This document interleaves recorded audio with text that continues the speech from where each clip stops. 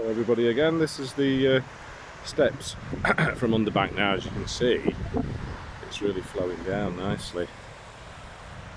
So they let the water out of Langset at the top there. It comes running down. So we're going to do our little wander again. Come on, Mabel.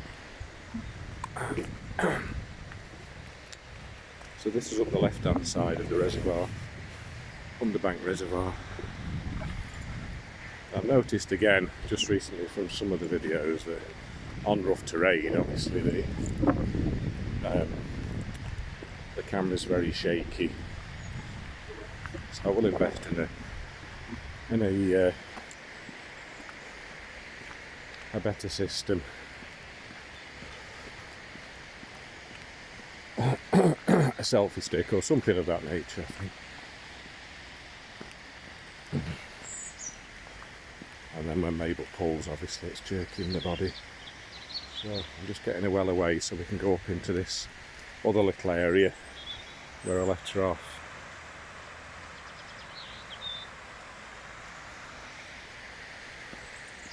And the movements of the camera when you've got a dog on the lead are dictated quite a lot by the dog, obviously. So it's probably not the best time to film. So I'll let her off through here. Mabel, Mabel, Mabel, Mabel, Mabel, come here. Come here. Come here. Good girl.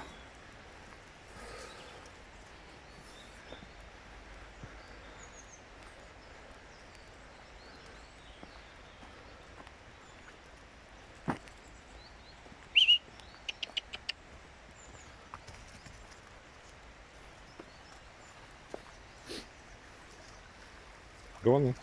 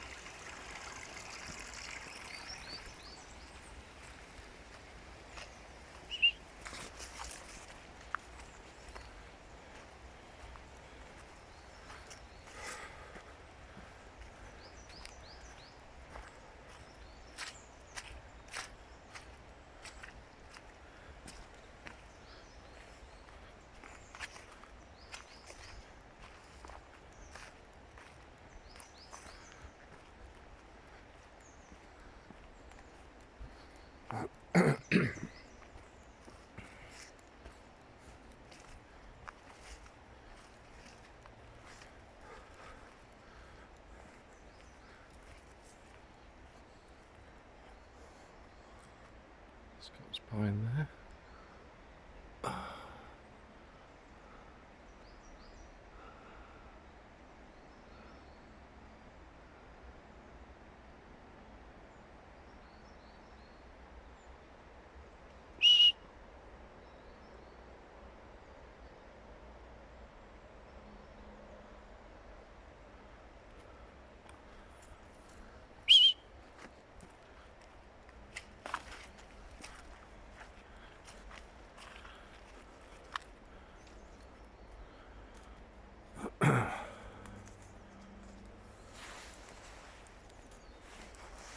The bramble doesn't seem to be bothering her.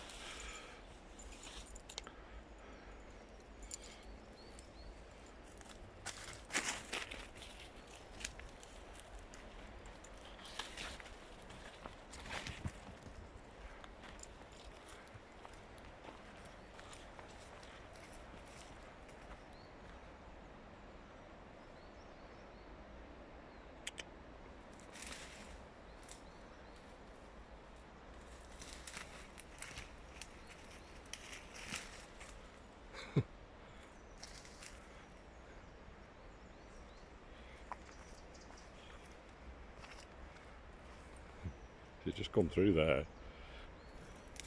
I know this time of year the brambles are down a bit, but even so, she doesn't seem bothered at all. I want more to caution as well with dogs in forests or anywhere on moorlands is ticks and Lyme disease. So close eye for her in season, but all year round. She spends a lot of time on my side anyway, so I'll keep a close eye on her skin, just brushing it over. And the beauty of having a shorter haired dog is that you can see a lot of things on the skin.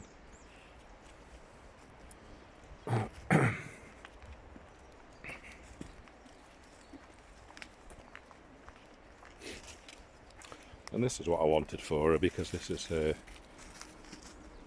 natural behaviour, which I wanted to be able to exhibit. She's not damaging anything, or very little. Her carbon footprint is low. She might occasionally catch an injured bird, or maybe an injured squirrel. I've yet to see that happen. Never happened with my Labrador.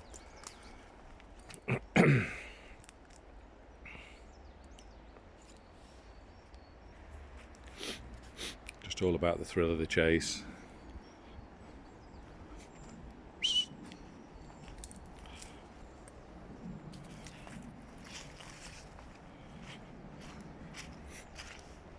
And then most of a natural instinct to want to catch prey and actually then kill it or stun it can be done with toys at home.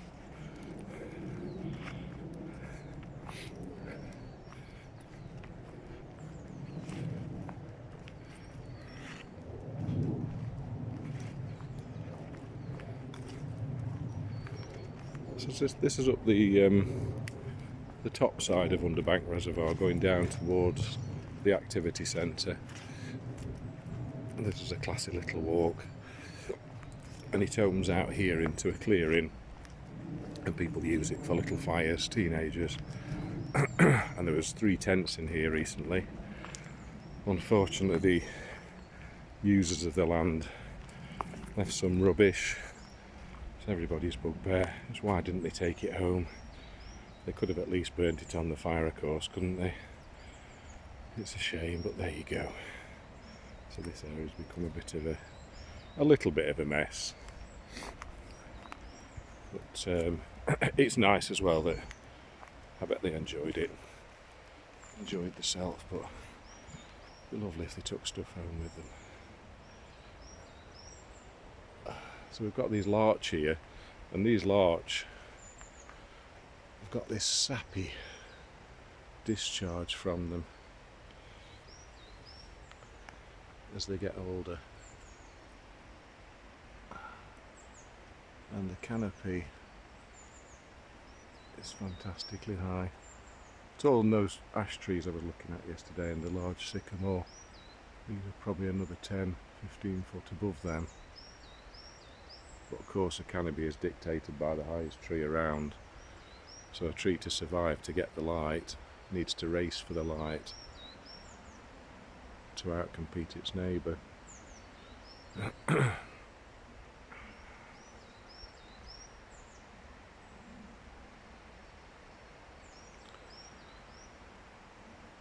of course yesterday what happened, Mabel home after eating lots of the sheep poo in the field. We had about 5 or 6 dog poos that weren't pleasant, but they were all in the garden. So there's a growth there in the middle of that tree. It's a sycamore. A large nodular growth.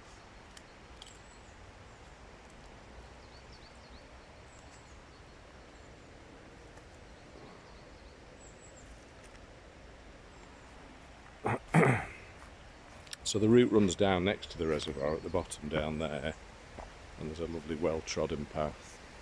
Yorkshire Water have built that, and there's one on either side as well. But I'm going to follow this route up, less well-trodden today.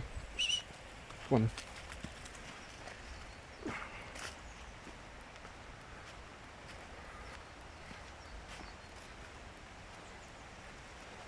There's another clough down the bottom there. Small ravines, tiny valley with a stream feeding the reservoir.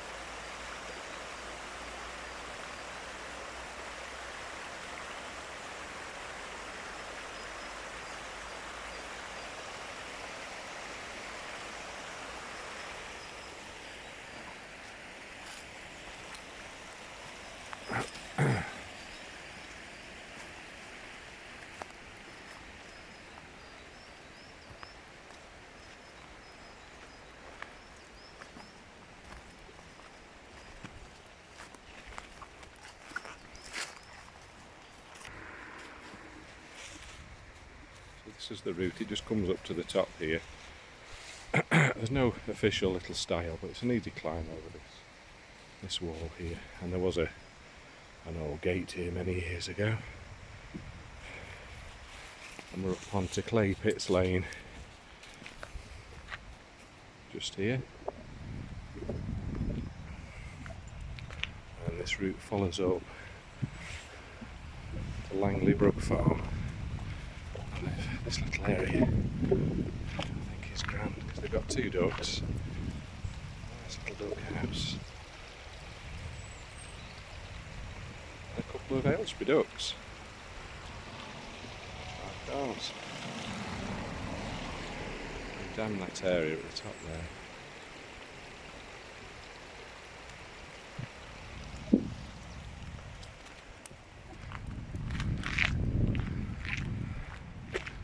There's a footpath, walkers only up through the field there, up onto Oaks Lane, and then there's this permissive bridle way through Langley Brook Farm.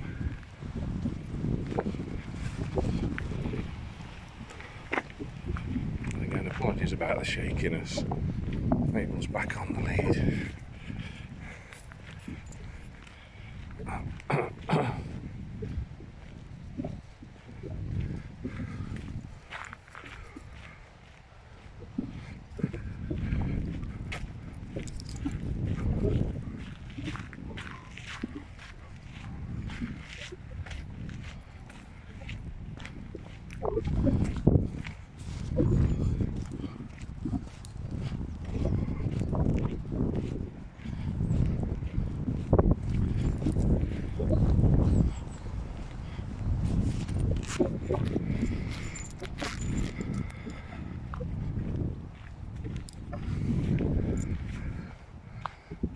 This is important notice.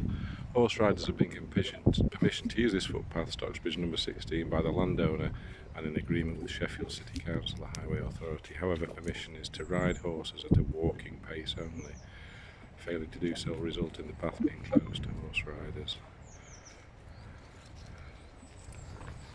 So it's a permissive bridle way, because there are plenty of riding schools around here, just horse owners.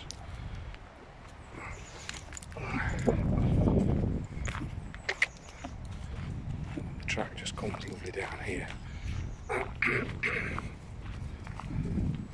It's quite sandy underfoot as well, so I think it drains quite well. And the reservoir is off there through the trees in the bottom, so you're only sort of 500 yards up from the reservoir, you're never far. It's a beautiful circular route. Look at these old sycamores. This one especially is, what we say, 70 foot. It's nice and thick and holding the bank again in place.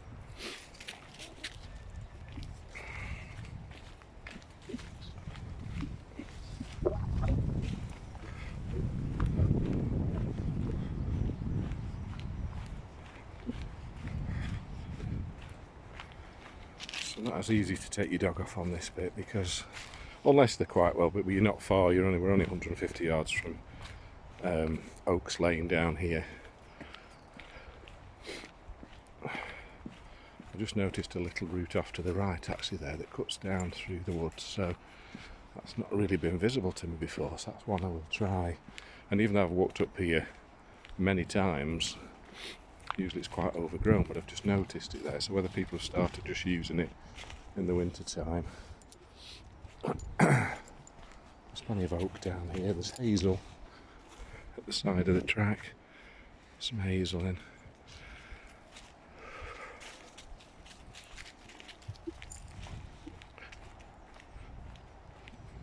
Little robin there. And this is Mabel tugging ahead now because she knows what route we're taking. So yeah, unless your dog is of an age where you can really trust it, then it's one you can take your dog off down here, but then bearing in mind you've got the road at the end.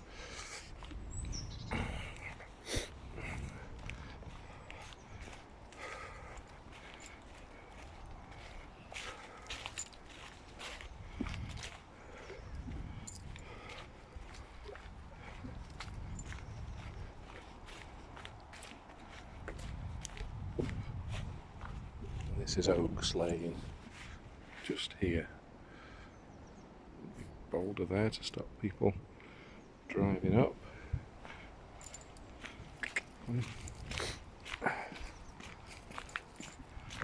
So we're on to Oaks Lane. The clue is in the name, there's lots of them about, which I really do love around here. I think in this part of the Pennines and the Gritstone Moors, the soil level is such that oaks seem to thrive, whereas the White Peak, the limestone plateau up in the centre of the Peak District, oaks don't seem to favour that limey soil. I think it's much more alkaline. I think they're much more in favour of an acid, but again, I might stand corrected on that, but that's just from observation. So the Peak District National Park is generally a large horseshoe shape of millstone grit, very gritty, shaly, and in the centre a limestone plateau. So it makes for very interesting habitats for trees and plants. So this is the Underbank Activity Centre here, an Underbank Reservoir. It's also the home of Underbank Outdoor Centre, it says, or the Activity Centre. A little car park there, so we won't go down to it today because I'm going to take you down Oaks Lane.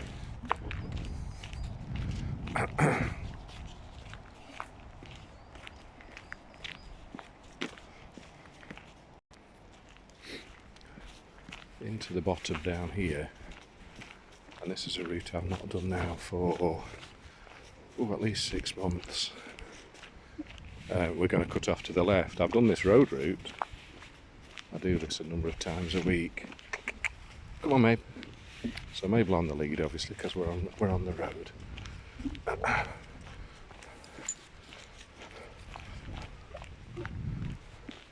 The lead's a good 7 foot long, so she's got plenty of give in there. But she's keen now, and we've got this valley in the bottom of Oaks Lane, and another City of Sheffield public right-of-way, public footpath up through here. Mabel. So one thing about running and walking is, especially if you're on your own, you can just let your mind wander, sort out problems, you can sort out issues that you might want to think about that you can't do around the home. And one thing that's just come to mind today, to my thoughts, is time. How precious time can be, how we use it, how when we're young we perhaps think we've got as much time in the world, and then as we get older we realise we haven't. Oh, she's going for it!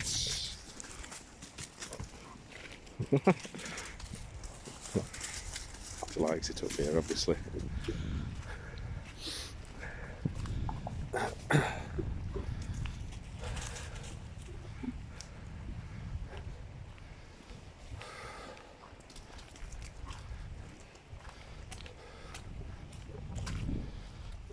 Some of these things that we think about out walking might be obvious to us, but we never get a chance really to let our minds wander and just actually think about them, because our conscious minds just have to work on staying alive, and in the modern world that's usually working for somebody else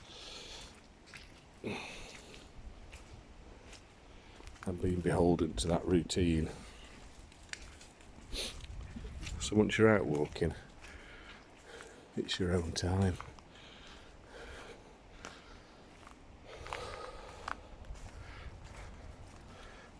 Just escape from the pressures of the modern world.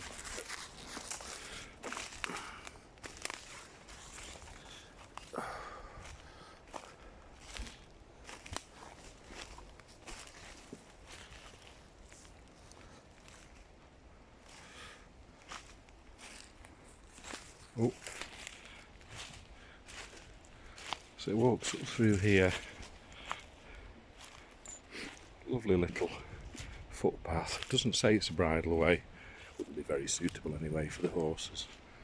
Don't see a lot of evidence of horses up here. I think they get stuck in this mud. It's always muddy. Whatever time of year you come up here, because it's under tree cover and it's in the valley, so it's a lot cooler. Quite a few beech up here. Beech and silver birch. Mabel can get straight through here.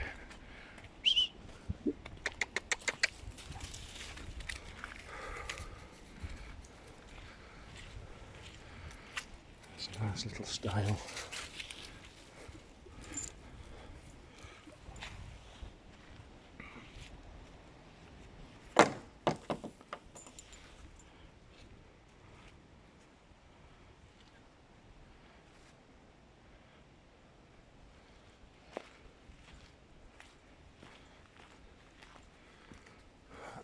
And then it immediately starts to climb. You are on a slight incline as you come up that path, but this is immediate, and it really doesn't let up. So just be aware if you've not done it before. But the effort is worthwhile.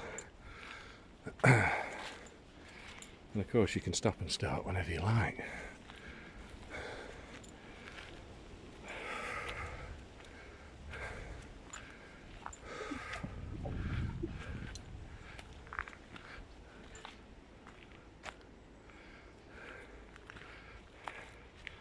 The telltale mask, disposable.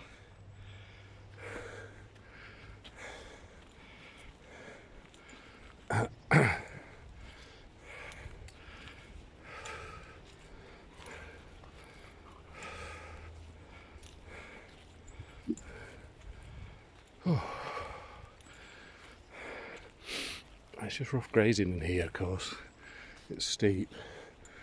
The self-sown beech on here, can you see there behind Mabel, which suggests that nothing is grazing at all in here. It's just been left because they just wouldn't survive in a grazing field to that height at all. You just never see them. So this seems to be self-regenerating. There's a beautiful thing you probably won't be able to see with this camera, but on the hill over there there's thousands of tree guards, and that stretches down to Oaks Lane at the back here and up round to Middet Reservoir. There's been thousands of trees planted in agricultural fields, grazing fields, presumably with grants, and that will connect the forests in the area. So when I saw that, I was filled with joy, because some of these fields around here for grazing, whether the grants now are such that it makes more sense to fill them with trees.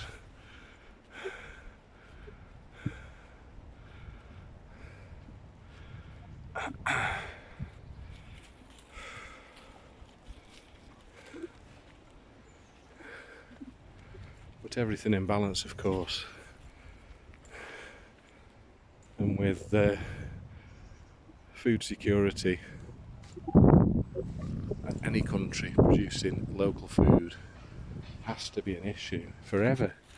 It's got to be an issue forever. We're not just talking a new issue, this is an issue forever. Local food. So it opens up here, but through the middle there seems to be a very old hedge line.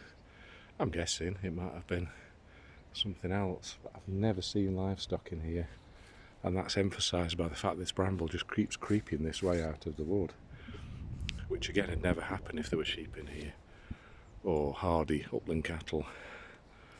It just wouldn't happen. I don't know if you can quite get the steepness of this here, but it's a high gradient. Building works going off down there. I've not discussed them because it's an old farm. There's a lot of work going off to convert it into residential. Who can blame them? People want to live here. Beautiful area. And that in the distance over there is Sheep House Wood. a large wood that I've spent most of my time in recently. So how lucky are we to have this on our doorstep?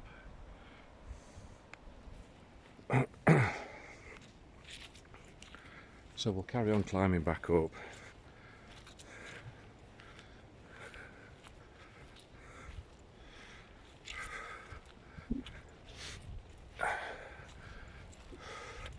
Lots of fresh molehills here. And again, I don't know if you can see them there. I'll just see if we can zoom in onto the hillside.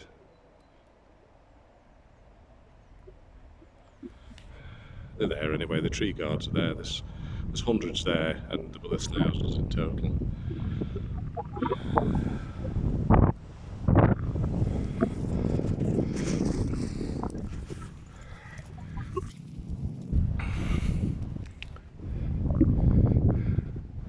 So I never had to clip the nails on Scooby, my Labrador, never ever. We were out a lot and it just seemed to wear down naturally. Talking to my son recently about his dogs, and they've had to, and it's quite a chore for some dogs. So I don't know whether some grow quicker than others, or whether this type of breed just does so much running and roughing about that it keeps them naturally down. But even the little dew claws on the side of the legs at the front on my Labrador never needed trimming. So it might just be the breed or the diet, I'm not sure. So I'll keep an eye, but Mabel gets so much running at the moment. Even though they've grown and they've thickened up, she needs them for stability, of course, in the undergrowth.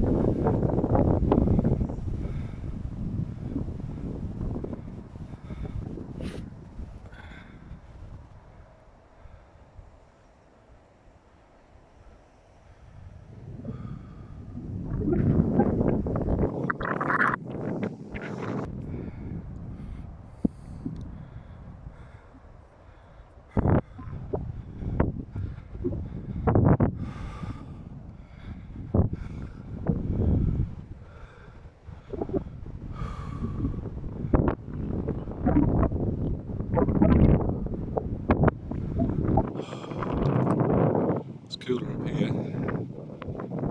What's going on? I wanted to just put it on, but it's lovely. Let's get my breath.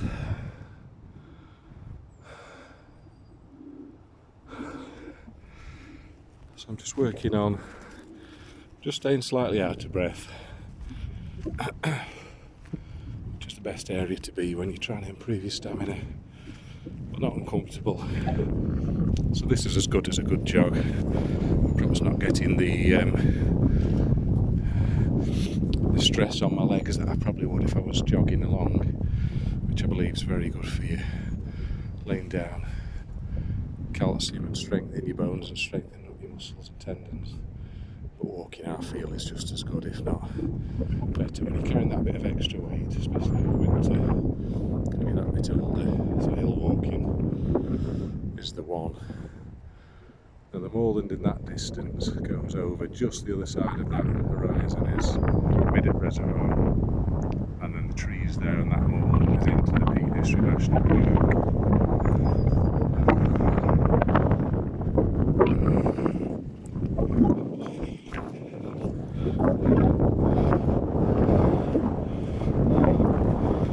So I would say we live within about a 45-minute walk from our front door to the boundary of the Peak Park. I guess you could do it in half an hour, depending which way you went. And there's sunlight now, and this light across the field is just dramatic.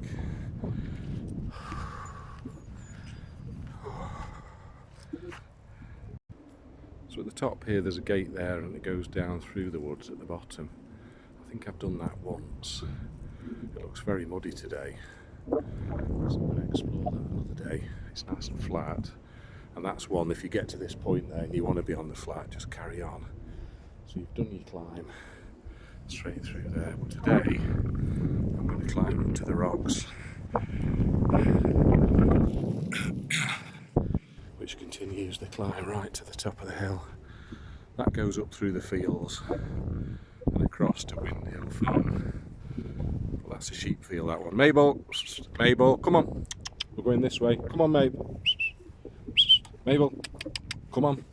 Good girl. Good girl.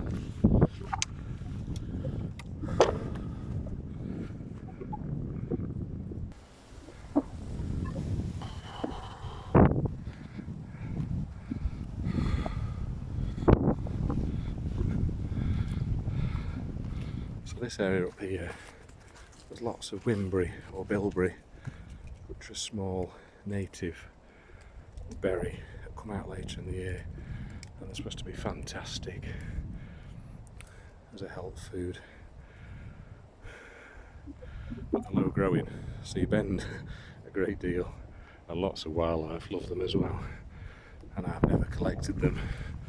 I just tend to think it's a wildlife food. But if you've got an area like this, interspersed with gorse, why not consider it as a occasional snack? So this is an upland birch area, and then just shortly we come out. You are rewarded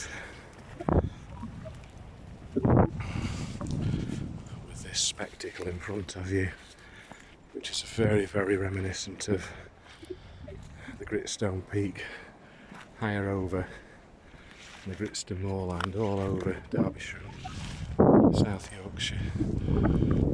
These huge big gritstone slabs, worn down and weathered by frost, ice, glacial damage, and may even been brought here by a glacier. It does appear that way to me. They're so upturned and weathered, but gritstone and shale does weather an awful lot easier than some other stone. Let's look at that for a view. Mabel! Mabel! Be careful. Mabel! Gotta be a little bit careful here because there's some steep ledges. Babe, come on. My nephew had a dog and charged off the end of a cliff. Fell down. Did survive, but needed an awful lot of surgery. And in rescuing it, he broke a bone, I believe, in his wrist.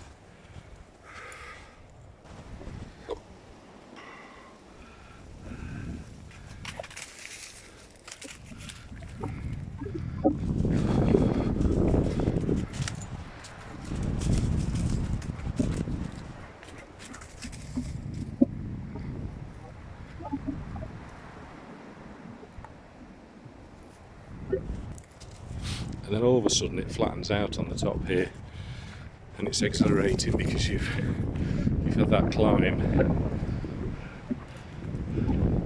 You've been rewarded with the rocks, and then you have a steadier walk now up through this little oak woodland at the top here.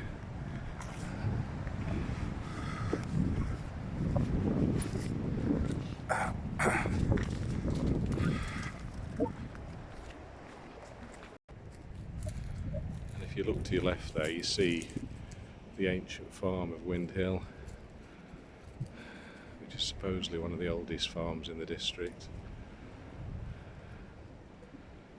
And we're going to walk round that way shortly.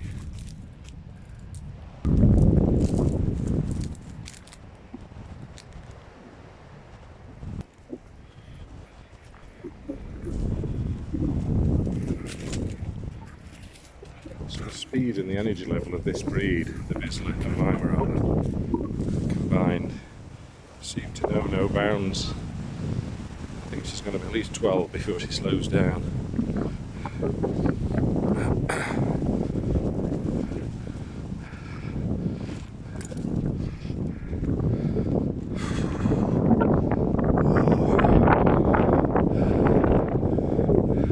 Look on into the distance there. And down in the bottom you won't be able to see them, I can just see the stripes of half a dozen Baltic Galloway cattle, very ancient breed. Tree guards in the distance, thousands of trees on the hillside, and then the moorlands of the Peak District.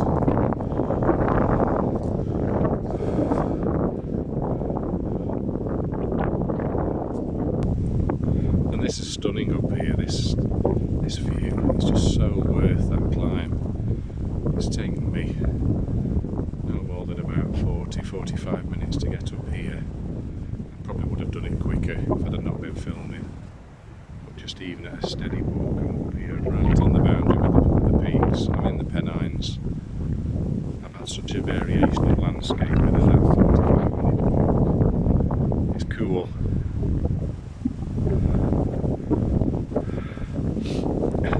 And just as we're speaking, down in the field where the belted galloways are, I've just seen a large black creature lolloping along, and it's disappeared. And I see it again. It looks dog size to me. What that is, I really don't know. I just see it into the distance. It seems to be right on it. I don't see any evidence that the cows are spooked. And then just as we speak, a kestrel comes into view. I just see the creature running across the field. It's white. What that is? Oh no, I see a person. Yeah. So there must be dogs following a walker.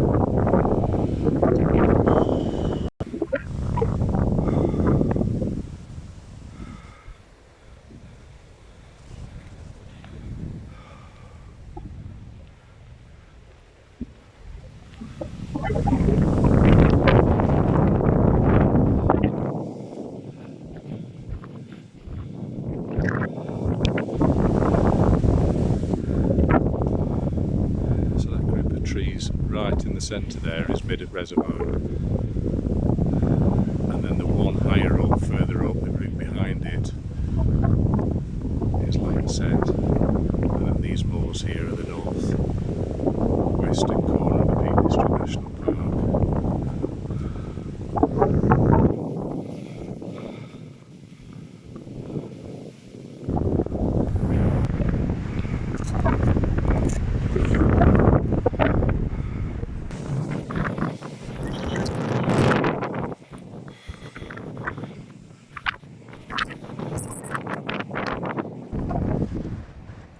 Down towards the end now, we start to come to park,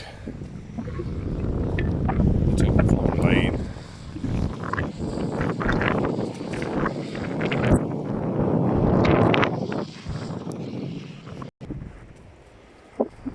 And then there's a track here, car park at the top of Long Lane, goes down to Windhill Farm. This is all access as well down here. They do have sheep in this one, so you do have to be a little bit careful. It's very rough, but I'm going to keep Mabel on.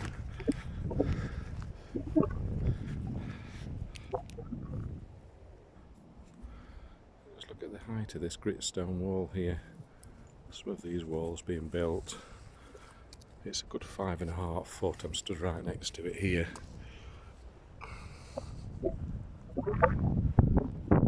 Easily get in an average dry stone wall all the way down.